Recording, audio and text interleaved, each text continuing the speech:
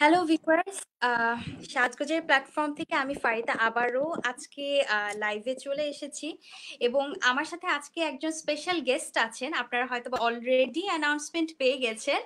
আর উনি হচ্ছেন আমাদের প্রিয় উম্মে শায়লা রুমকি আপু, যিনি একজন লেখক এবং বর্তমানে উনি ফিজিক্যাল থেরাপি কনসালটেন্ট হিসেবে পিটিআরসিতে কর্মরত আছেন। আপু কেমন আছেন? ভালো আছি, আপনি কেমন আছেন? আমিও খুব ভালো আছি আপু। আমাদের সাথে তো আপনি আগেও কাজ করেছেন এবং অনেক দিন পর আজকে আপনাকে আমাদের সাথে লাইভে পাচ্ছি। আপনার কেমন লাগছে আপু? আসলে অনেকদিন পরেই আসা হলো। আমার সাজগোজের সঙ্গে কাজ করতে সবসময় ভালো লাগে, কারণ সাজগোজ একটা বিরাট প্ল্যাটফর্ম এবং এখানে আম, ছেলে মেয়ে নির্বিশেষে সবাই আছে। মানে অনেক সময় সাজগোজ শব্দটা শুনলেই মনে হয় বোধহয় এটা মেয়েদের একটা প্ল্যাটফর্ম, মেয়েরাই বোধহয় কাজ করছে। তো আসলে সাজগোজ তার থেকে ব্যতিক্রম। এবং আমি আপনাদের অফিসেও বেশ কয়েকবার গিয়েছি। অফিসের কাজের যে পরিবেশ সেটা আমাকে আসলে দারুণ ভালো লাগে আর কি। সেখানে ছেলে মেয়ে যে সমানভাবে কাজ করছে, এটা আমার কাছে খুব ইন্টারেস্টিং মনে হয়। এবং আপনাদের জন্য শুভকামনা। থ্যাংক ইউ সো মাচ আপু, শুনে খুবই ভালো লাগলো এবং আশা করছি এখন এই ক্রাইসিসের সময়টা পার হয়ে গেলে ইনশাল্লাহ আবারও আপনার সাথে আবার নতুন করে বিভিন্ন কাজ নিয়ে আবার কাজ করার সুযোগ হবে। নিশ্চয়ই। আচ্ছা, সো এখন তো যেটা আমাদের এখন সব থেকে যেটা হচ্ছে এখন কমন যে কনসার্নটা সেটা হচ্ছে করোনা ভাইরাস থেকে কিভাবে নিজেদেরকে আমরা প্রোটেক্ট করতে পারবো। সো এর জন্য যা যা দরকার হয় আমরা সবকিছুই আমরা করার চেষ্টা করছি যেন আমরা সেফ থাকতে পারি, আমাদের কাছের মানুষরা সেফ থাকতে পারে। কিন্তু কিছু বিষয় আছে যেগুলো নিয়ে খুব বেশি একটা কিন্তু আলোচনা করা হয় না। আমরা সাধারণত কি খাওয়া উচিত বা কি প্রিকশনারি স্টেপস আমরা নিব সেগুলো নিয়েই আলোচনা হয়। তো আজকে আপনার কাছে আমার কোয়েশ্চেন হলো, করোনা ভাইরাস থেকে নিজেদেরকে রক্ষা করতে ফিজিক্যাল ফিটনেস অথবা এক্সারসাইজের যে বিষয়টা আছে এটা কতটা জরুরি? খুবই চমৎকার একটা প্রশ্ন। মানে করোনা ভাইরাস থেকে আসলে রক্ষা পেতে হলে আমাদের কি করতে হবে যদি সহজ ভাষায় বলি, তাহলে প্রথম ব্যাপারটা হলো আমি যেন এটাতে আক্রান্ত না হই, সেই দিকেই বেশি খেয়াল রাখতে হবে। তাহলে এখন আক্রান্ত না হতে হলে ডাব্লিউএইচও যেভাবে আমাদের পরামর্শ দিয়েছে যে প্রত্যেক ঘন্টায় আপনি যদি বাইরে থাকেন তাহলে অন্তত 1 ঘন্টা পর পর হাত ধুয়ে ফেলার, সাবান দিয়ে 20 সেকেন্ড ধরে হাত ধুয়ে ফেলতে হবে। যেখানে অনেক বেশি লোকজন আছে সামাজিক দূরত্ব মেনটেন করতে হবে, সেই জায়গাগুলোতে যাওয়া যাবে না। সেটার কারণ হচ্ছে আপনি জানেন না কে এই ভাইরাসে আক্রান্ত, ফলে দেখা যাচ্ছে তার কোনো হাঁচি কাশির মাধ্যমে আপনি আক্রান্ত হতে পারেন। তাহলে প্রথম ব্যাপার হলো আমি যেন আক্রান্ত না হই সেই বিষয়টাই এনশিওর করা। তাহলে আহ বিষয় হলো ঘরের মধ্যে থাকা, কোয়ারেন্টাইন বা লকডাউন থাকা। কিন্তু যদি বাইরে যেতেই হয় তাহলে আসলে সে কি করবে? তাহলে সে প্রত্যেক ঘন্টায় ঘন্টায় 20 সেকেন্ড করে হাত ধুবে, বাড়িতে এসে কাপড় চোপড় ধুয়ে ফেলবে, গোসল করে ফেলবে এবং যথাসম্ভব সে যে সমস্ত হাতল বা ধাতব জিনিসের উপর এই ভাইরাসটা পড়লে অনেক বেশি সময় ধরে থাকে সেই জিনিসগুলোকে যেন সে টাচ না করে, এই বিষয়গুলোকে মাথায় রাখতে হবে। এটা হলো বাইরের দিক। কিন্তু আসলে যত কথাই বলি না কেন, এটা হলো ইন্টারনাল যে আমাদের অটো ইমিউন ক্ষমতা, রোগ প্রতিরোধ ক্ষমতা, সেটাই কিন্তু আমাদেরকে আসলে বাঁচিয়ে দিবে। এখন পর্যন্ত যারা ভালো আছেন, যারা সুস্থ আছেন, আক্রান্ত হওয়ার পর ভালো হয়েছেন, তাদের কিন্তু এটা বাঁচিয়ে দিয়েছে কোনো ভ্যাকসিন বা ওষুধ না। কারণ হচ্ছে আপনি জানেন যে এটা কোনো ট্রিটমেন্ট নেই, এটা যা আছে সেটা হলো একটা ম্যানেজমেন্ট। অর্থাৎ আমরা সিমটম দেখে হয়তো তার কিছু সিমটোমেটিক ম্যানেজমেন্ট দিয়ে থাকি, কিন্তু বেসিক ব্যাপারটা আমার ভেতরের ইন্টারনাল অটোইমিউন ক্ষমতাটা কেমন আছে, রোগ প্রতিরোধ ক্ষমতা কেমন আছে, সেটাই আসলে আমাকে বাঁচিয়ে দিবে। তাহলে এখন প্রশ্ন হলো যে আমরা কিভাবে রোগ প্রতিরোধ ক্ষমতা বাড়াতে পারি। একটা হলো পুষ্টিকর খাবার খেতে হবে, যেটা আমরা একদম শুরু থেকে শুনে আসছি যে vitamin C, zinc, calcium, protein, এই ধরনের খাবারগুলো বেশি করে খেতে হবে। নাম্বার 2 হলো 6 থেকে 8 ঘন্টা পর্যাপ্ত ঘুমাতে হবে। আপনি জানেন হয়তো লকডাউনে কিন্তু মানুষের এই যে নিউ নর্মাল সিচুয়েশন, এটাতে খাপ খাওয়াতে মুশকিল হয়ে যাচ্ছে। আজকাল সবাই কিন্তু রাত জেগে থাকছে, দিনের বেলা পড়ে পড়ে ঘুমাচ্ছে। ফলে এইটা কিন্তু একদমই করা উচিত হবে না। উচিত হবে রাতে 6 থেকে 8 ঘন্টা ঘুমানো। এটা হলো আরেকটি ব্যাপার। আরেকটি ব্যাপার হলো আমাদের শরীরে কিন্তু ডিহাইড্রেশন হয়, অর্থাৎ পানির খুব দরকার। সুতরাং 8 থেকে 12 গ্লাস পানি, মানে 8 গ্লাস থেকে 12 গ্লাস পানি প্রত্যেকেরই প্রতিদিন খাওয়াটা খুব জরুরি। আর সবচেয়ে গুরুত্বপূর্ণ যেটা, সেটা হলো আপনার এক্সারসাইজ। কেন এক্সারসাইজ গুরুত্বপূর্ণ? কারণ এক্সারসাইজ যে আপনার অটো ইমিউন ক্ষমতাকে বাড়িয়ে দিচ্ছে, রোগ প্রতিরোধ ক্ষমতাকে বাড়িয়ে দিচ্ছে, এটা আমার আপনার কথা না, এটা কিন্তু গবেষকদের কথা। সো গবেষণা করেই প্রমাণিত হয়েছে যে আমাদের যদি ভালো থাকতে হয়, ফিটনেস থাকতে হয়, তাহলে কিন্তু এক্সারসাইজ দরকার। এটা একটা। আরেকটা ব্যাপার হলো, আমরা যদি শরীরকে ভালো রাখি তাহলে চলবে না, মনটাকেও ভালো রাখতে হবে। এখন গবেষণা বলছে আপনি যদি প্রতিদিন এক্সারসাইজ করেন তাহলে আপনার ব্রেইনে ডোপামিন নিঃসরণ হচ্ছে, যেটা আপনার মনটাকে ভালো রাখছে। তার মানে দেখেন, আপনি যদি মানসিক ভাবে ভালো থাকতে চান অথবা শারীরিক ভাবে, এক্সারসাইজের কিন্তু কোনো বিকল্প নেই। সেজন্য এক্সারসাইজ একদম। আচ্ছা আপু, খুব সুন্দরভাবে ভেঙে বললেন। কারণ আমরা তো সাধারণত চিন্তা করি এক্সারসাইজ করলে আমাদের যেটা হবে যে আমাদের শরীর অনেক বেশি ভালো থাকবে, আমাদের যে ইন্টারনাল অর্গান গুলো আছে সেগুলো ভালোভাবে কাজ করবে, কিন্তু এটার সাথে যে আমাদের মেন্টাল বা সাইকোলজিক্যালি যে একটা সম্পর্ক আছে, এটা কিন্তু আমরা ওভাবে খুব একটা ভেবে দেখি না। থ্যাংক ইউ সো মাচ আপু। আর যারা যারা আমাদেরকে হ্যালো বলছেন সবাইকে হ্যালো জানাচ্ছি। আর ওকে, সো আপনাদের যদি এই রিলেটেড কোনো সমস্যা থাকে প্লিজ আমাদেরকে কমেন্ট করে জানাবেন। আপু আজকে আছেন আমাদের সাথে, সো আপু তার ভ্যালুয়েবল সাজেশন দিয়ে আপনাদেরকে সাহায্য করবে। আচ্ছা আপু, নিশ্চয়ই। আপনার কাছে আমার কোয়েশ্চেন হচ্ছে, যেহেতু আমরা অনেক দিন ধরে আমরা বাসায় আছি, সো কাজ কিন্তু কোনো কিছুই থেমেনি, ঘরে বসেই আমরা সব কাজ করছি, ঘরে বসেই আমরা অফিস করছি। সো ঠিক আগের মতনই কিন্তু দেখা যাচ্ছে যে ঠিক 7 থেকে 8 ঘন্টা 9 ঘন্টা ধরে আমরা একটানা ল্যাপটপের সামনে বসে আছি, অথবা ঘরের কাজগুলো অনেক বেশি ঝুঁকে করছি, যার কারণে অনেকেরই যেটা একটা সমস্যা দেখা দিচ্ছে, ঘাড়ের ব্যথার প্রবলেম দেখা দিচ্ছে, ব্যাক পেইনের প্রবলেম দেখা দিচ্ছে, এবং আরো বিভিন্ন রকম কিছু সমস্যা দেখা দিচ্ছে। সো এর জন্য আপু আমরা ঘরে বসে কি ধরনের এক্সারসাইজ করতে পারি যাতে আমরা ফিট? ঠিক আছে, ধন্যবাদ। এটা খুবই গুরুত্বপূর্ণ একটা প্রশ্ন। কারণ হচ্ছে লকডাউনে আমাদেরও আমরাও ভিডিও কনসালটেশন চালু করেছি লকডাউনে। সেখানেও আমরা খেয়াল করেছি যে বেশিরভাগ রুগীরা প্রশ্ন করছেন নেক পেইন নিয়ে, বেশিরভাগ পেশেন্ট বলছেন পিঠে ব্যথা, এবং আরো অনেকে বলছেন হাঁটুর ব্যথা। তাহলে কমনলি আমরা যেটা একটা যদি অ্যাসেসমেন্ট করি, তাহলে আমরা যেটা পেলাম সেটা হলো নেক পেইন। নেক পেইন বা ঘাড়ে ব্যথায় অনেক বেশি রুগীরা ভুগছে। এটার একটা কারণ হলো আপনি যেটা বললেন, সেটা হলো কম্পিউটার, ডেস্কটপ। সো আমরা যেরকম ডেস্কটপে ঝুঁকে ঝুঁকে কাজ করছি, এবং ধরেন লকডাউনে একটা সিনারিও বদলে গেছে, মানুষজন কিন্তু অনেক বেশি আপনার অনলাইনে ঝুঁকছে, সমস্ত কাজ তাদের অনলাইনে করতে হচ্ছে। ফলে তারা কিন্তু নেক ঝুঁকে ঝুঁকে, অর্থাৎ ঘাড়কে ঝুঁকে কাজ করছে। তো এটাকে কিন্তু একটা term বলা হয়, এটাকে শুধু ঘাড়ে ব্যথাই বলা হয় না, এটাকে বলা হয় কম্পিউটার নেক পেইন। মানে এটা একদম তাই এরকম যে কম্পিউটার নেক পেন। সো আপনি কম্পিউটার ব্যবহার করতে গিয়ে এই যে ঝুঁকে কাজ করছেন, সেজন্য আপনার ঘাড়ে ব্যথা হচ্ছে। তাহলে আমরা একটু জানি যে প্যাথোলজিটা আগে বুঝি যে কেন পেন হচ্ছে। ধরুন, আমাদের ঘাড়ে 7টা ভার্টেব্রা রয়েছে। এটা আমার না, শুধু সব এনিমেলেরই 7টা করে ভার্টেব্রা আছে। এখন এই আপনি যখন ঝুঁকে ঝুঁকে কাজ করছেন, তখন সমস্ত মাংসপেশিগুলো, ঘাড়ের যে মাংসপেশিগুলো আছে, সে কিন্তু একটা টান টান পরিস্থিতিতে আছে।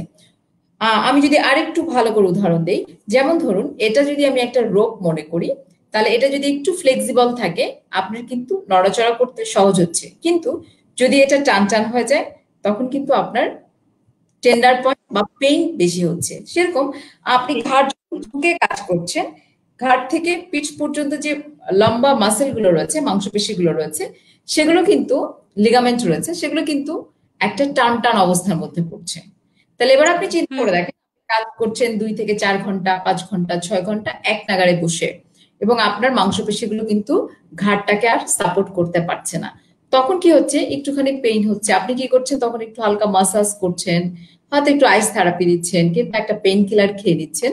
বাট দীর্ঘদিন এটা করার ফলে কি হচ্ছে, স্থায়ীভাবে মাসেল গুলো চেঞ্জ হয়ে যাচ্ছে, মাংসপেশির তার যে পজিশন থাকে সেই পোস্টারটা চেঞ্জ হয়ে যায়, এবং এটা তখন ফিক্সড হয়ে যায়। এবং এটা যখন ফিক্সড হয়ে যায়, তখন কি হয়, অনেক বেশি টেন্ডার পয়েন্ট হয়। দেখবেন অনেকেই বলে ঘাড়ের বিভিন্ন পয়েন্টে হাত দিলে অনেক ব্যথা, এটাকে আমরা টেন্ডার বলি, যখন ব্যথা। তো কিছু পয়েন্ট তৈরি হয়ে যায় যে পয়েন্টে অনেক বেশি ব্যথা হয় মাংসপেশিগুলোতে। তখন কিন্তু ধীরে ধীরে এই ব্যথা হাতের দিকে রেফার করে। দেখবেন আপনি অনেক সময় অনেকে বলে যে ঘুম থেকে উঠলাম হাত ঝিনঝিন করছে, তো আমরা বুঝি যে এই ব্যথাটা ঘাড় থেকে এসছে। কারণ ঘাড়ের যে কশরুকা বা ভার্টেব্রা রয়েছে, সেখানে যে নার্ভ থাকে, ওগুলো অলরেডি চাপে পড়ে যাচ্ছে।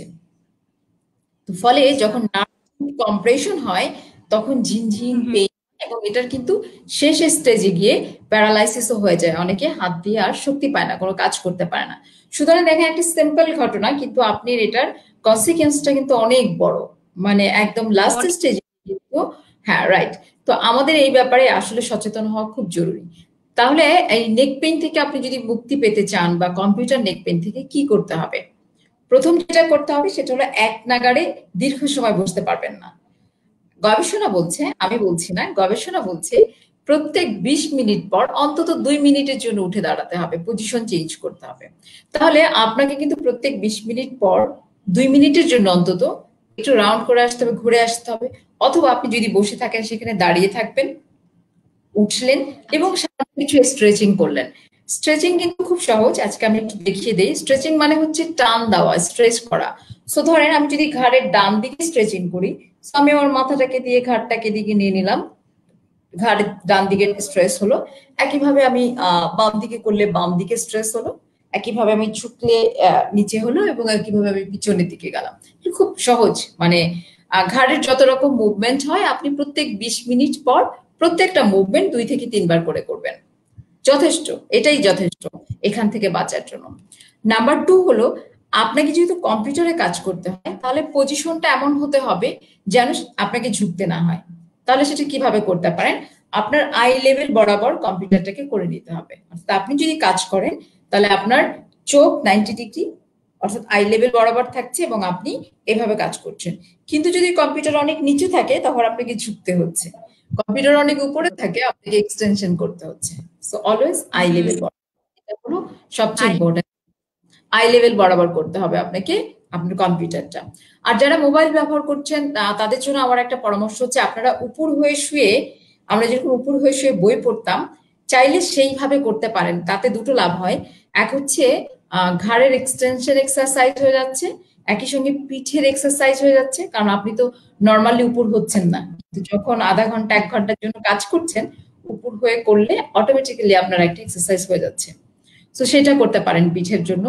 আর আরেকটা পরামর্শ দিব, এটা খুব জরুরি মনে হয়েছে আমার কাছে, সেটা হলো যখনই প্রথম ব্যথা হয়, সেটা নেক পেইন হোক, ব্যাক পেইন হোক, অথবা মাসেলের পেইন হয়, আপনারা চেষ্টা করবেন আইস থেরাপি দিতে। আইস থেরাপি মানে বরফ দিতে।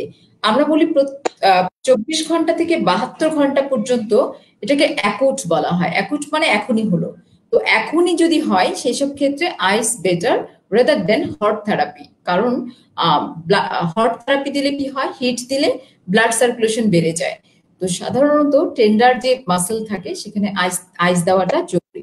তো প্রথম 24 ঘন্টা আইস দিবেন, এবং আইস দেওয়ার একটা নিয়ম হচ্ছে যে কোনোভাবেই এটা যেন 15 থেকে 20 মিনিটের বেশি না হয়, এবং সরাসরি স্কিনের উপরে না দেই। আমরা যেন সেটাকে অবশ্যই কোনো তাওয়াল বা কাপড়ের উপরে বেঁধে তারপরে দেই। আর সরাসরি স্কিনে দিলে অনেক সময় আইস বার্ন হয়ে যায়, সুতরাং এটা করা যাবে না। তো এই মোটামুটি এই পরামর্শগুলি আসলে মেনে চলা উচিত। আচ্ছা আপু, থ্যাংক ইউ সো মাচ। আচ্ছা আপু, যারা ধরেন যে অফিসের কাজ করছে না, যারা ধরেন স্টুডেন্ট, ঘরে বসে পড়াশোনা করছে, সারাদিন ধরেন পড়ছে না, অন্যান্য কাজ নিয়ে ব্যস্ত আছে, তারা খুব সিম্পলি কি ধরনের ফিজিক্যাল এক্সারসাইজ এই সময় রেগুলারলি করতে পারে? একটা যেটা হলো সবাইকেই, মানে প্রশ্ন যদি এরকম হয় যে আমরা সবার জন্য একদম ইন জেনারেল সব মানুষের জন্য এক্সারসাইজের যদি একটা রিহাব প্রোগ্রাম বলি বা এক্সারসাইজের কথা বলি, তাহলে কিরকম বলবো? তো সেটা যদি হয়, তাহলে একটা হলো যে প্রত্যেক মানুষকে, মানে প্রত্যেককেই, অ্যাডাল্ট আমরা যারা আছি প্রত্যেককেই সপ্তাহে 5 দিন 30 মিনিট করে এক্সারসাইজ করতে হয়। মানে বলা হয়ে থাকে, আপনি যদি ফিট থাকতে চান, তাহলে আপনাকে 150 মিনিট এক্সারসাইজ করতে হবে উইকলি। তার মানে সপ্তাহে যদি আপনি 150 মিনিট করেন, তার মানে 30 মিনিট করে 5 দিন যথেষ্ট। কেউ যদি হুম, চায় হুম। 40 মিনিট করে 4 দিন করতে পারে। কেউ যদি চায় প্রতিদিন করবে, সে কিন্তু 20 থেকে 25 মিনিট করে করতে পারে। 20 থেকে 25 মিনিট কিন্তু এমন কোনো সময় না। সুতরাং প্রত্যেক দিনই কিন্তু আপনি 20 থেকে 25 মিনিট করতে পারেন। তাহলে এখন হচ্ছে এক্সারসাইজ কোন ফর্মে করবেন। একটা হলো আমরা বলি এটাকে অ্যারোবিক এক্সারসাইজ। অ্যারোবিক এক্সারসাইজ কি? অ্যারোবিক এক্সারসাইজ হচ্ছে সেই ধরনের ব্যায়াম যেটা করলে আপনার হার্টের মানে হার্টের পালপিটেশন বেড়ে যাবে, অনেক বেশি সোয়েটিং হবে এবং অক্সিজেনের ডিমান্ড হবে। যেরকম ধরেন আপনি যদি রানিং করেন, খুব জোরে দৌড়ান, তাহলে কি হয়, আপনার শ্বাস নিতে ইচ্ছে করে, মানে অনেক বেশি অক্সিজেনের ডিমান্ড তৈরি হয় শরীরে। তাহলে যেই ধরনের এক্সারসাইজ গুলো অক্সিজেনের ডিমান্ড তৈরি করে সেটাকে বলা হচ্ছে অ্যারোবিক এক্সারসাইজ। তাহলে আপনি যে কোনো ফর্মে 20 মিনিট অ্যারোবিক এক্সারসাইজ করতে পারেন প্রতিদিন। আর যদি প্রতিদিন না চান তাহলে 30 মিনিট করে সপ্তাহে 5 দিন। এখন কি কি ফর্ম হতে পারে, একটা হতে পারে জগিং, যেহেতু আপনি এখন বাইরে যাচ্ছেন না, সুতরাং আপনি ঘরে যে কোনো একটা জায়গায় দাঁড়িয়ে লেফট রাইট করা বা হাঁটার যে মুভমেন্ট সেটা করতে পারেন, জগিং করতে পারেন। আপনি করতে পারেন বাসায় যদি ইনডোর সাইকেল থাকে, ইনডোর সাইকেল যেটা, সেই সাইকেলিং করতে পারেন। ইভেন ট্রেডমিল করতে পারেন 10 থেকে 15 মিনিট, 20 মিনিট, 25 মিনিট। একইভাবে আপনার সাইকেল ট্রেডমিল কিছুই নেই, কিন্তু আপনি চিত হয়ে শুয়ে বাতাসে সাইকেল করতে পারেন, যেটাকে বলা হচ্ছে এয়ার সাইক্লিং। সো আপনি চিত হয়ে শুলেন, দেন আপনি বাতাসে এয়ার সাইক্লিং করলেন 20 থেকে 25 মিনিট। এত কিছু যদি করতে না চান তাহলে যেটা করতে পারেন, দড়ির লাফ করতে পারেন, যেটাকে বলা হয় রোপ। রোপ দিয়ে যদি আপনি হপিং করেন, সেটা তো আপনার অনেক বেশি ক্যালোরি বার্ন হয়। সুতরাং ইভেন যদি এগুলো কোনো কিছুই আপনার ভালো না লাগে, যারা স্টুডেন্ট আছেন, যারা ইয়াং আছেন, তারা কিন্তু চাইলে জুম্বা করতে পারে, ইভেন ডান্স করতে পারে, যে কোনো একটা মিউজিকের সঙ্গে 20 থেকে 25 মিনিট নিজের ইচ্ছা মতো ডান্স করতে পারে, সেটাও অ্যারোবিক এক্সারসাইজ। অনেক রকম ফর্ম আছে, আপনি যে কোনো একটা ফর্মে অ্যারোবিক এক্সারসাইজ করতে পারেন। আবার কেউ যদি বলে যে না, আমার এটা ভালো লাগছে না, তাহলে কেউ 5 মিনিট দড়ির লাফ, 5 minute jogging, 5 minute dancing, 5 minute cycling, এভাবে সে 25 মিনিট করতে পারে। মানে প্রথম ব্যাপারটা আচ্ছা। করতে হবে অ্যারোবিক এক্সারসাইজ, হ্যাঁ। এটা হলো ইম্পর্টেন্ট। আর এখানে একটু সতর্কতা অবলম্বন করতে হবে, সেটা হলো যারা ডায়াবেটিক রোগী, যারা হার্টের রোগী, হুম, তাদের কিন্তু একটু আলাদা। যেমন ধরুন যারা হার্টের আচ্ছা। রোগী বা হৃদরোগের ঝুঁকি আছে যাদের, তাদের ক্ষেত্রে কিন্তু অ্যারোবিক এক্সারসাইজ শুরু করতে হবে খুব স্লোলি। যেমন ধরেন সে যদি 5 মিনিট জগিং করে, 2 মিনিটের জন্য সে রেস্ট নিবে, দেন অ্যাগেইন 5 মিনিট জগিং করবে, 2 মিনিট রেস্ট নিবে। ঠিক এইভাবে তাকে শুরু করতে হবে। কারো যদি ডায়াবেটিক থাকে এবং সেটা যদি হাইপো হয়ে যাওয়ার টেন্ডেন্সি থাকে, অনেক বেশি গ্লুকোজ কমে যায়, তাহলে তার এক্সারসাইজের হুম, ক্ষেত্রেও কিন্তু কিছুটা বিধিনিষেধ মানতে হবে। তবে মোদ্দা কথা হলো, আপনি যেটাই শুরু করেন না কেন, always listen to your body, অর্থাৎ আপনার শরীর কি বলছে। আজকে যদি আপনার শরীর খুবই ক্লান্ত লাগে, সেটাকেই মানে পুঁজি করে আপনি আরো 30 মিনিট এক্সারসাইজ করবেন না। আপনার যদি কোনো একটা এক্সারসাইজ করার পরে পেইন হয়, তাহলেও এক্সারসাইজ করবেন না। সুতরাং এই বিষয়গুলোকে বুঝে বুঝে করতে হবে এবং গ্রাজুয়ালি বাড়াতে হবে। অর্থাৎ প্রথম দিনই আপনার 30 মিনিট করবার কোনো দরকার নেই, আপনি 5 মিনিট দিয়ে হুম। শুরু করুন, আপ টু 30 মিনিটস। সুতরাং আপনি আজকে 5 মিনিট করলেন, 1 সপ্তাহ পর 10 মিনিট করলেন, গ্রাজুয়ালি ইনক্রিজ করুন। প্রথম একদিন আপনি 30 মিনিট করলেন, তারপর 7 দিন খবর নেই, এমন যেন না হয়। আচ্ছা আপু, তো মোট কথা হচ্ছে আপু, সপ্তাহে অন্তত 5 দিনে আমার 150 মিনিট এক্সারসাইজ অবশ্যই করতে হবে। সেটা কি একদম। আপু, যারা হৃদরোগের পেশেন্ট বললেন তাদের বেলাও কি একই? সবার জন্য। তবে যাদের হৃদরোগ রয়েছে বা হৃদরোগের ঝুঁকি রয়েছে, তাদের কিন্তু আরেকটু বেশি করতে হবে, কারণ গবেষণা বলছে যে অ্যারোবিক এক্সারসাইজ যারা করে তাদের হার্টের রোগ কমে যায়। সুতরাং আপনি যদি হৃদরোগের ঝুঁকি থাকে, বংশে আছে, আপনার বাবা মা কারো আছে হার্টের প্রবলেম, আপনার কিন্তু তাহলে 40 মিনিট, 40 থেকে 50 মিনিট করে অ্যারোবিক এক্সারসাইজ করতে হবে। গ্রাজুয়ালি যখন আপনি এটা করতে থাকবেন, তখন আপনার হার্ট পাম্প করার ক্ষমতা বাড়বে এবং অক্সিজেন ফুলফিল হবে, এবং সেটা হৃদরোগীদের জন্য খুব ভালো। বাট যদি কারো হৃদরোগ হয়ে গেছে, অর্থাৎ তার স্টানিং করা আছে অথবা চিকিৎসার মধ্যে আছে, তারা যদি এক্সারসাইজ শুরু করে, তাহলে কিন্তু তারা এক্সারসাইজ শুরু করবে খুবই স্লোলি। যেটা বললাম, যে হয়তো 2 মিনিট ওয়াকিং করলেন, 3 মিনিট রেস্ট নিলেন, আবার 2 মিনিট ওয়াকিং করলেন, 3 মিনিট রেস্ট নিলেন। এভাবে হয়তো সে 1 ঘন্টা পর্যন্ত এক্সারসাইজটা চালু রাখলো। আচ্ছা। আচ্ছা আপু, একটা কমেন্ট করে নিই। বাঁধন ভুইয়া কমেন্ট করেছেন যে ওনার মেয়ের বয়স হচ্ছে 8+, কিন্তু তার ওজন হচ্ছে 43 কেজি। তো সেক্ষেত্রে হাইট ঠিক রেখে কিভাবে সে ওজন কমাতে পারবে? তার আচ্ছা, মেয়ের বয়স হচ্ছে 8+, আর ওজন 43 কেজি। বাঁধন আপনাকে বলছি, এবং এই প্রশ্ন ধরেই আমি আসলে বাচ্চাদের এক্সারসাইজ নিয়ে কথা বলতে চাই। কারণ হচ্ছে আমাদের এই যে এখন আমরা লকডাউনে আছি, লকডাউনে কিন্তু বাচ্চাদের কাজ একদম কমে গেছে। আপনি যদি একটু ভালো করে খেয়াল করেন, যারা স্কুলে পড়ে, স্কুলগামী যে বাচ্চারা আছে, তারা যখন স্কুলে যায় বন্ধুদের সঙ্গে ছোটাছুটি করে, সে হয়তো লিফট বাদ দিয়ে সিঁড়ি দিয়ে 4 তলা 3 তলার ক্লাসে উঠছে, সে বন্ধুদের সঙ্গে খেলছে, টিফিন পিরিয়ডে দৌড়াদৌড়ি করছে, ফলে তার কিছু এনার্জি কিন্তু রিলিজ হচ্ছে, কোনো না কোনো ভাবে সে এক্সারসাইজ করছে। কিন্তু লকডাউনে কি হয়েছে, তারা সবাই কিন্তু গ্যাজেটে আছে, হয়তো সে ছবি আঁকছে, বই পড়ছে, কিংবা গ্যাজেটে বসে আছে।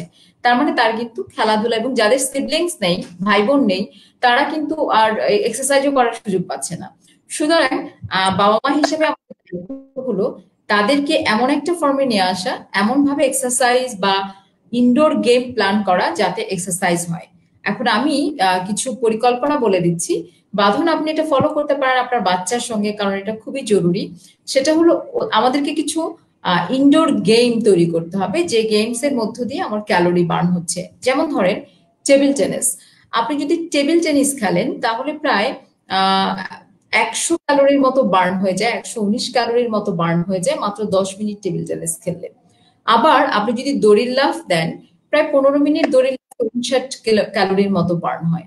সুতরাং বাচ্চার সঙ্গে কিন্তু আমরা স্কিপিং খেলতে পারি, আমরা টেবিল টেনিস খেলতে পারি। এখন প্রশ্ন হলো টেবিল টেনিস কোথায় পাবেন, জায়গা কোথায়? একদম মানে এটা একটা লেম এক্সকিউজ। আপনি আপনাদের বাসার ডাইনিং টেবিলেই টেবিল টেনিস খেলা শুরু করে দেন, নো ম্যাটার। আপনি বারান্দাতে ঘর করে, অথবা অনেক বাড়ির মেঝে কিন্তু ছকছক করে টাইলস করা, তাই তো, ঘর করা। তো আমরা যেরকম ছোটবেলায় এক্কা দোক্কা খেলতাম, আপনি চাইলে এরকম এক্কা দোক্কা বা হসপস খেলতে পারেন, যেটা দেখা গেছে 15 থেকে 20 মিনিট খেললে প্রায় 200 ক্যালোরির মতো বার্ন হয়। সুতরাং এটা করা যেতে পারে, দড়ি লাফ করা যেতে পারে। এবং বাচ্চাদের আরেকটি মজার ব্যাপার হতে পারে বেলুন ব্যালেন্স। বেলুন ব্যালেন্স মানে হচ্ছে আপনি হয়তো একটা বেলুন ফুলিয়ে দিলেন, এটাকে সে তার দুটো বেলুন 2 হাতে নিয়ে ব্যালেন্স করার চেষ্টা করছে, সেও কিন্তু হপ করছে, ওটার সঙ্গে দৌড়াচ্ছে, লাফাচ্ছে, এটাও ক্যালোরি বার্ন করছে।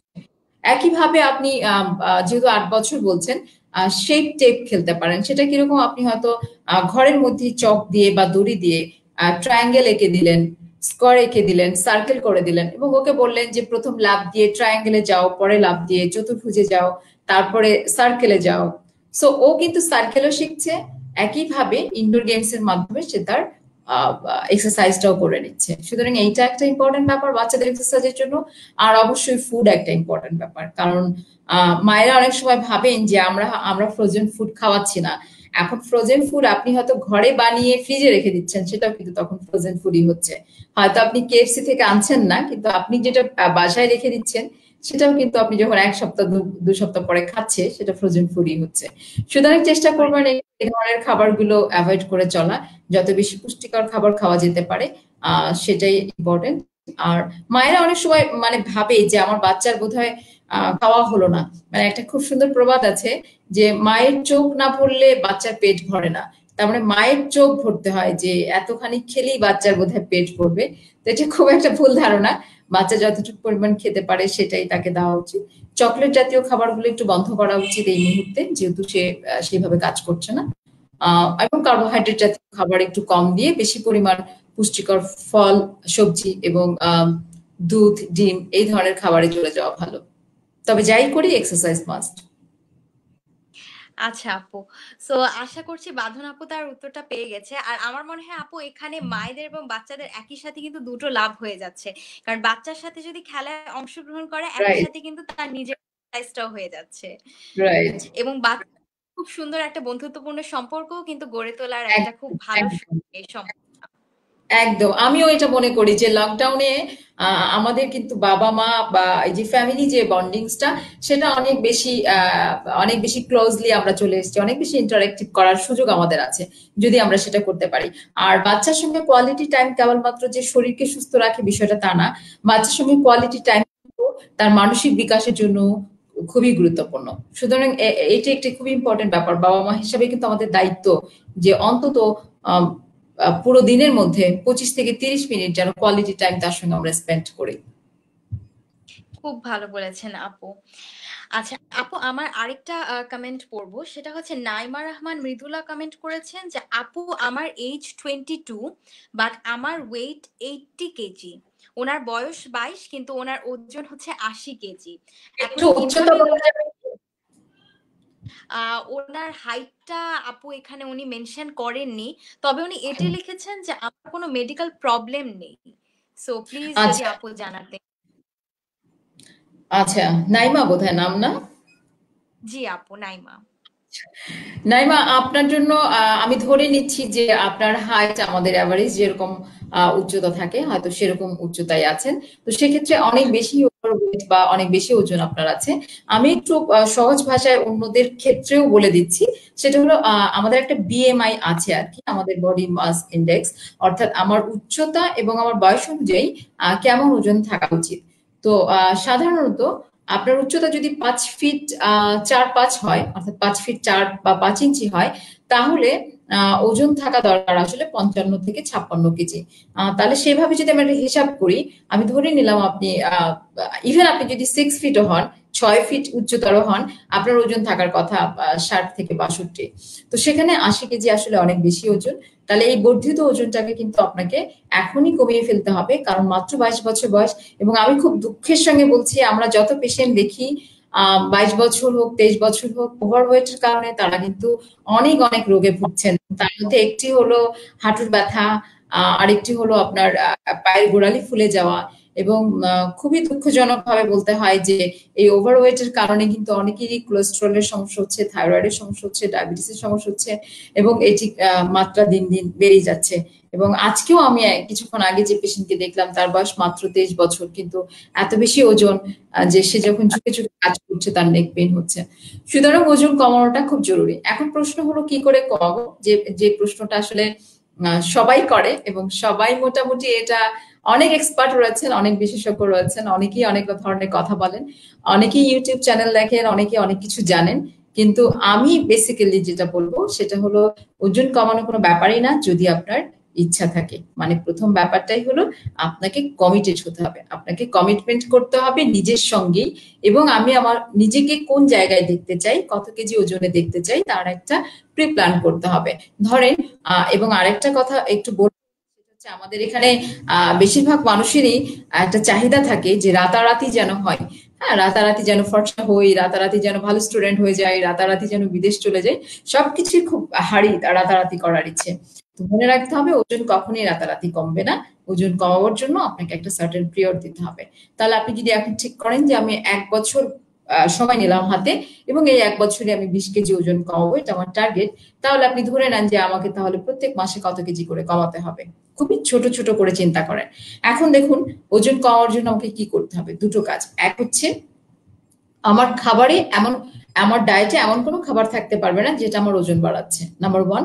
নাম্বার টু, যে বর্ধিত ওজন রয়েছে সেটা ভাঙার জন্য, ক্যালোরি বার্ন করার জন্য এক্সারসাইজ লাগবে।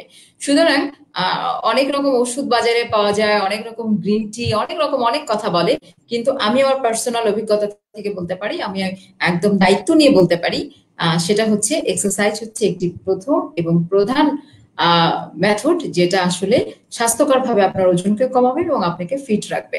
সুতরাং আপনার বর্ধিত ওজন বার্ন করার জন্য আজকে থেকেই, নট টুমোরো, আমরা সবসময় বলি কালকে করব, কালকে না, আজকে থেকেই শুরু করুন। 30 মিনিট করে এক্সারসাইজ শুরু করুন, যে কোনো একটা ফর্মে এক্সারসাইজ দিন। প্রথম হয়তো আপনার একটু খারাপ লাগবে, কিন্তু তারপরে ধীরে ধীরে এটা অভ্যাসে পরিণত হয়ে যাবে। এবং আপনার খাবারের ডায়েট থেকে, আপনার খাবারের চার্ট থেকে ভাত, ভাত জাতীয় খাবার, চিনি, চিনি জাতীয় খাবার, লবণ, লবণ জাতীয় খাবার বন্ধ করে দিন। বরং তার বদলে প্রচুর পরিমাণে গ্রিন ভেজিটেবলস, ফ্রুটস, পানি এবং দুধ রাখুন। থ্যাংক ইউ সো মাচ আপু। কারণ বর্ধিত ওজনের এই বিষয়টা নিয়ে কিন্তু আমি এখানে অনেক কমেন্ট পাচ্ছি, এবং আমার মনে হয় যারা যারা কমেন্ট করেছেন আপনারা সবাই আপনাদের উত্তরটা পেয়ে গেছেন। আচ্ছা আপু, বর্ধিত ওজনের বিষয়টা যেহেতু চলে আসলো, আমার আপনার কাছে আরেকটি প্রশ্ন। নিশ্চয়ই। যেহেতু আমি কাজ করি, আমি অফিসে যাই, অথবা আমার ফ্যামিলির মধ্যেও এমন অনেককেই দেখি যে দেখা যায় 1-2 বছরের মধ্যে হঠাৎ করে অনেকের খুব বেশি ওজন বেড়ে গেছে, এবং তারা দেখা যাচ্ছে যে নিজেদের মনের মতন করে এটা ওটা ডায়েট করছে, বা এটা খাচ্ছে না, বা ওটা কমাচ্ছে। এভাবে করে দেখা যাচ্ছে যে হয়তোবা অনেকে অনেক ওজন কমে যাচ্ছে, আবার হয়তোবা অনেকের ওজন অনেক কমছে না। এই বিষয়টা আমাদের হেলথের উপর কিভাবে ইম্প্যাক্ট ফেলে আপু, এই বিষয়টা যদি একটু বলতেন। ভীষণ গুরুত্বপূর্ণ একটা প্রশ্ন করেছেন, এবং এই জন্য জন্য আপনাকে ধন্যবাদ, বিকজ এই প্রশ্নের উত্তরটা আমাকে দিতেই হবে। এটা আমাকে আমাকে খুবই চিন্তায় ফেলে দেয় যে মানুষ, আমাদের পরিচিত অনেকেই আছেন যারা হুট করে অনেক কমে যাচ্ছেন। কিটো ডায়েট থেকে শুরু করে নানা রকম ডায়েট তারা ফলো করেন, এবং কোনটা বুঝে করেন কোনটা না বুঝে করেন।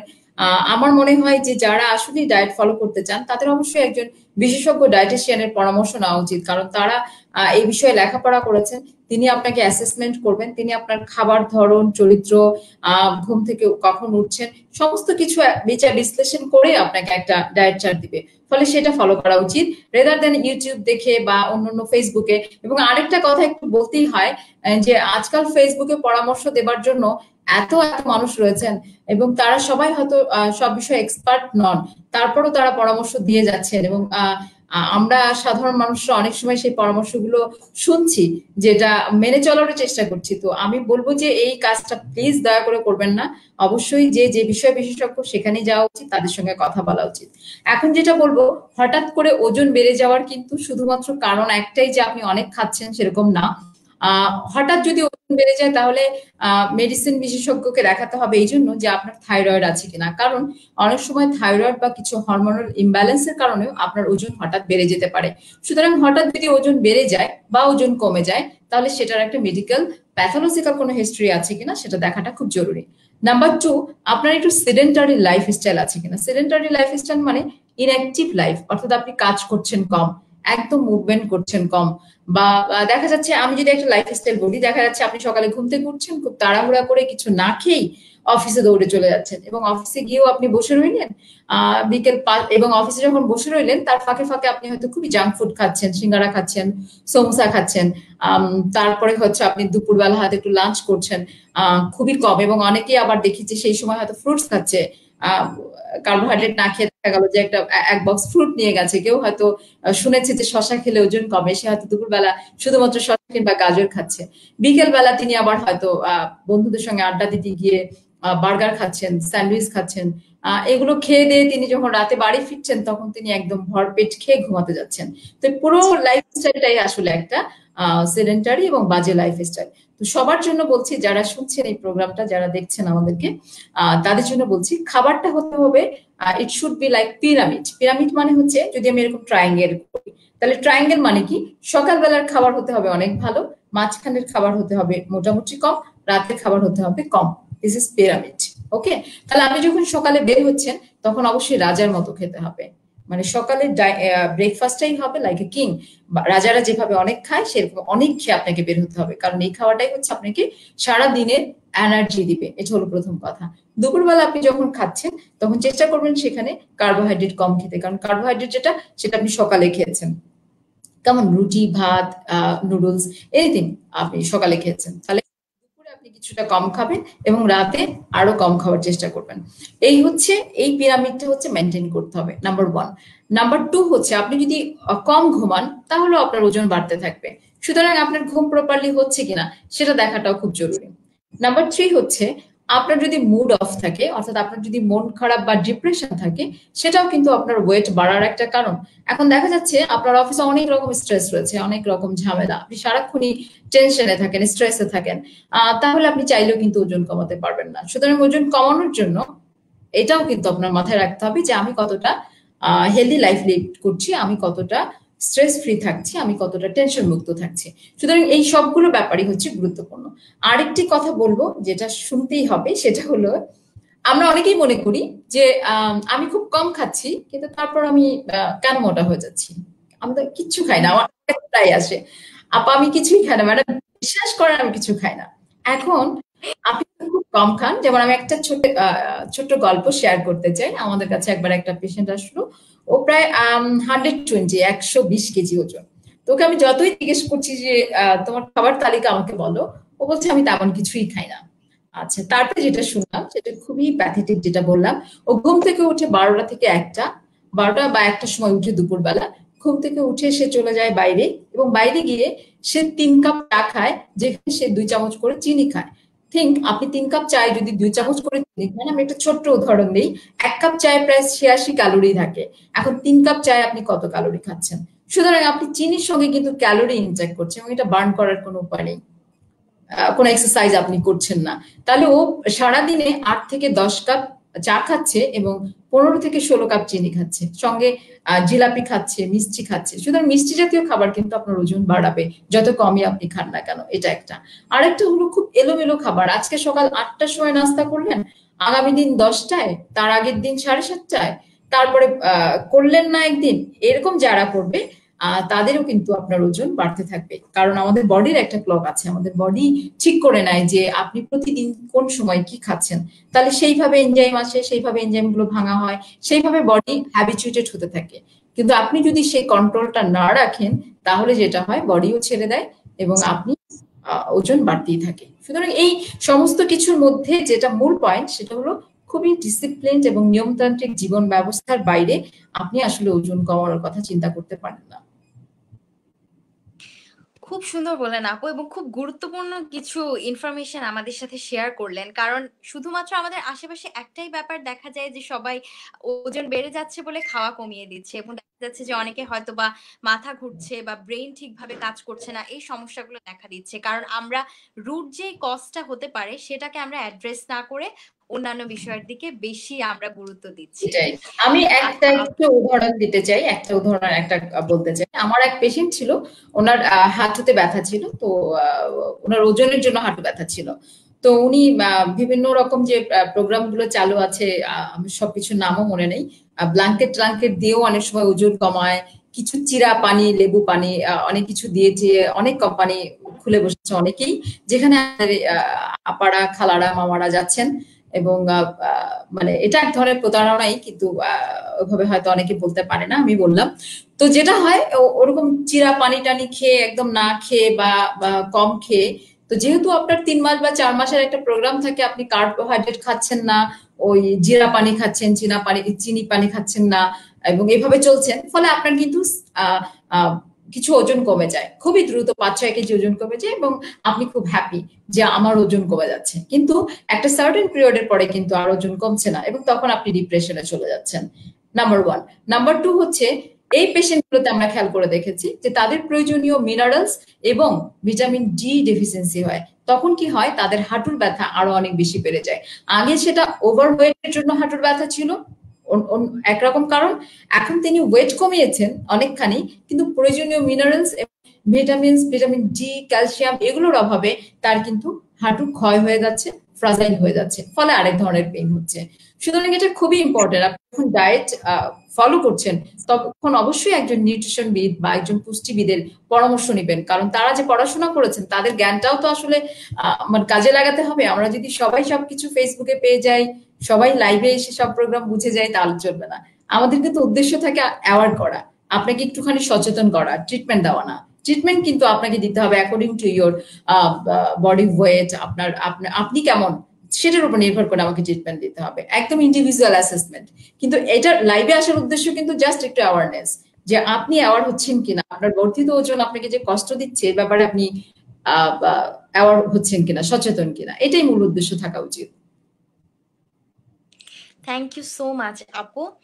তো আমরা এখন অনেকগুলো বিষয় নিয়ে আমাদের আলোচনা হলো, এবং সব থেকে গুরুত্বপূর্ণ যে বিষয়টা নিয়ে এখন আমি আলোচনা করতে চাচ্ছি, এবং লাইভের প্রায় শেষ পর্যায়ে চলে এসেছি, সেটা হচ্ছে আপু একজন কমেন্ট করেছেন তানিয়া অ্যানি নামে, যে আপু আমি রাতে ঘুমাতে পারি না, অনেক ট্রাই করছি রাতে ঘুমানোর, বাট পারছি না। কয়েকদিন স্লিপিং পিলস ট্রাই করেছিলাম, তাও কাজে আসেনি। আপু আপনি নিশ্চয়ই জানেন যে এই করোনার সময় হয়তো বা এই ধরনের প্রবলেম নিয়ে আপনার কাছে অনেকেই এসেছে। সো কিভাবে আপু এটা কাটিয়ে ওঠানো যায়, বা কোনো এক্সারসাইজ যদি সাজেস্ট করেন, বা মেন্টাল স্ট্রেস কমানোর যদি কোনো এক্সারসাইজের কথা বলেন, একটু এই বিষয়টা নিয়ে আপু কথা বললেন। ঠিক আছে, ধন্যবাদ। এটা একটা খুব গুরুত্বপূর্ণ প্রশ্ন। এটা শুধু তানিয়া নয়, এরকম তানিয়ার মতো অনেকেই আছেন যারা রাতে ঘুমাচ্ছেন না, এবং প্যাটার্ন চেঞ্জ হয়ে গেছে, দিনের ঘুম রাতের ঘুম আলাদা হয়ে যাচ্ছে। ফলে এখন একটা জিনিস খেয়াল করতে হবে যে আপনি যে রাতে ঘুমাচ্ছেন না, তার মানে কি আপনি দিনে ঘুমাচ্ছেন কিনা। যদি এখন আপনি দিনে ঘুমিয়ে থাকেন, তাহলে সেই প্যাটার্নটা চেঞ্জ করবেন, খুবই জোর করে নিজেকে অন্য কাজে ব্যস্ত রাখবেন, কারণ আপনি চান যে আপনি রাতে ঘুমাবেন। সুতরাং একদিন একটু কষ্ট করে দিনের ঘুম বাদ দিলে দেখবেন যে আপনার বডি অটোমেটিক্যালি রাতে ঘুমিয়ে পড়ছে। এটা হলো নাম্বার 1। নাম্বার 2 হলো এক্সারসাইজ। এক্সারসাইজ হচ্ছে ভীষণ গুরুত্বপূর্ণ একটা ব্যাপার, যেটা আমরা আগেই বলেছি। ফলে আপনি যদি অ্যারোবিক এক্সারসাইজ করেন, এবং সেটা শুরু করবেন সকালবেলা, কারণ অনেক সময় দেখা গেছে আপনি যদি ঘুমের আগে অর্থাৎ রাত 10টায় যদি ঘুমিয়ে পড়ার কথা, সন্ধ্যার দিকে ইভিনিং এক্সারসাইজ করেন, সেটা অনেক সময় শরীরকে এত বেশি ক্লান্ত করে ফেলে যে ঘুম নাও আসতে পারে। তো সেই জন্য এক্সারসাইজ করার টাইম হচ্ছে মর্নিং। ভালো করে সকাল 10টার আগে হয়তো আপনি এক্সারসাইজ গুলো করে ফেললেন এবং অ্যারোবিক এক্সারসাইজ করবেন। সেটা শুধুমাত্র অ্যারোবিক এক্সারসাইজ করবেন কেবলমাত্র, তাহলে সেটা ঘুমের জন্য কাজ করবে। নাম্বার 3 হচ্ছে আপনার ঘুমের এনভায়রনমেন্ট লাগবে, ঘুমের পরিবেশটা কেমন। প্রথমে আমি যেটা বলবো সেটা হলো একদমই বন্ধুর মতো করেই পরামর্শ দিচ্ছি, সেটা হলো মোবাইলটাকে সরিয়ে ফেলতে হবে। কারণ এই মোবাইল কিন্তু আসলে ডিস্ট্রাকশন করে। দেখা গেল আপনি ফেসবুকে কোনো একটা পোস্ট দিয়েছেন, আপনি মাথার কাছে নিয়ে শুয়ে পড়েছেন, আপনার অবচেতন মন বলছে যে এই পোস্টে কয়টা লাইক করেছে, কয়টা কমেন্ট করেছে, আমি একটু ঘুরে দেখে আসি। দেন আপনি আবার এটাকে হাতে নিলেন এবং আপনি ঘুরতে থাকলেন। সো এই জন্য বেটার হবে আপনি যখন ঘুমাতে যাবেন এটা থেকে অনেক দূরে থাকবেন। খুব ভালো হয় আপনি মোবাইল বন্ধ করে দিয়ে অন্য রুমে রেখে দিতে পারেন। নাম্বার এটা একটা ব্যাপার। আরেকটা ব্যাপার হলো বিছানাটা খুব কমফোর্টেবল হতে হবে। যে বিছানায় ঘুমাচ্ছেন সেটা খুবই আরামদায়ক হতে হবে। লাইট অফ করা থাকতে হবে। এগুলো আমি যে পরামর্শগুলো দিচ্ছি এটা আমি দিচ্ছি না, এটা গবেষণাই বলছে যে গুড স্লিপ প্যাটার্ন হতে হলে কি হতে হবে।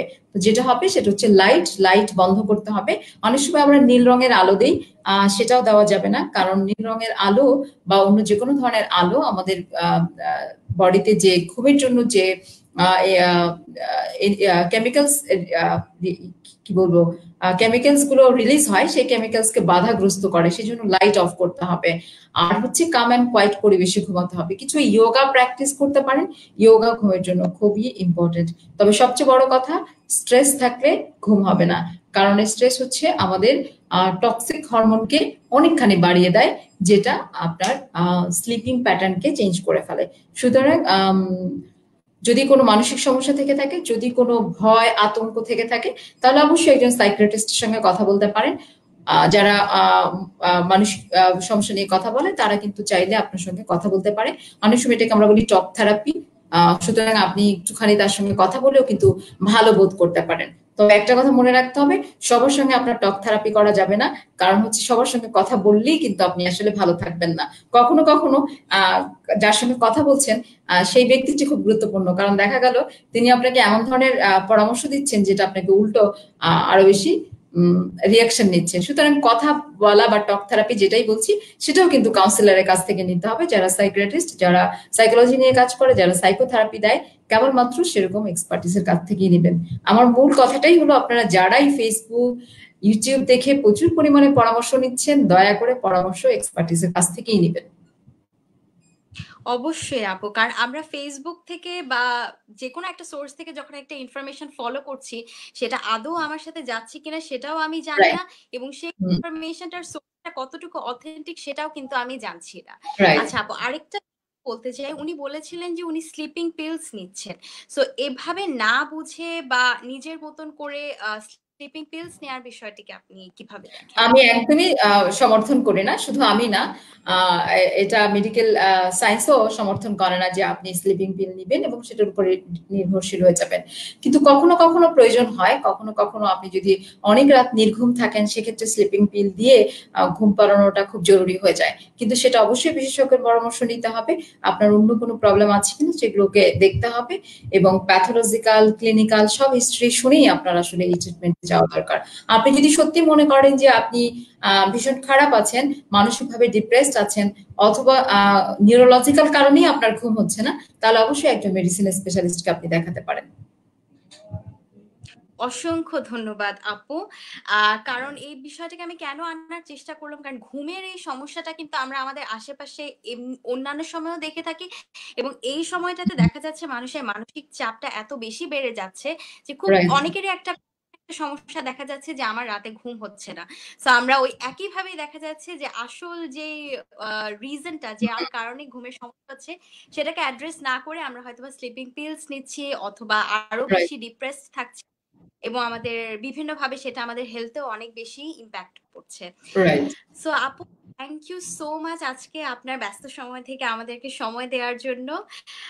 আশা করছি পরবর্তীতে আবার আপনার সাথে লাইভ করার অথবা কাজ করার সুযোগ হবে, সব সিচুয়েশন যখন ইনশাআল্লাহ যাবে।